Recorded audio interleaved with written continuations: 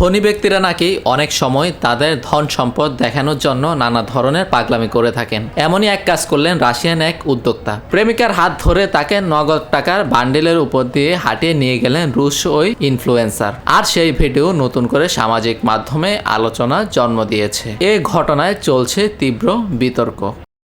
বিতর্কিত ভিডিওটির ব্যাপক সমালোচনা করছেন নেটিজেনরা। এমন কাজকে তারা জঘন্য বলে অভিহিত করেছেন। ভিডিওটি ইনস্টাগ্রামে শেয়ার করেছিলেন রাশিয়ান উদ্যোক্তা এবং সোশ্যাল মিডিয়া ব্যক্তিত্ব সের্গেই কোসেনকো। তিনি মিস্টার থ্যাংক ইউ নামেও পরিচিত।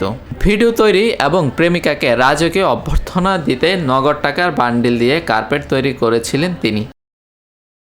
ভিডিওতে দেখা যায় কোসেনকোর প্রেমিকা একটি হেলিকপ্টার থেকে নেমে তার হাত ধরে নগদ টাকার স্তূপের উপর দিয়ে হাঁটছেন।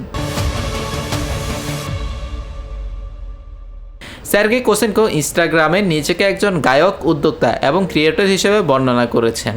সামাজিক মাধ্যমে এই প্ল্যাটফর্মে তার 4 কোটির বেশি ফলোয়ার রয়েছে। News desk, TBC news.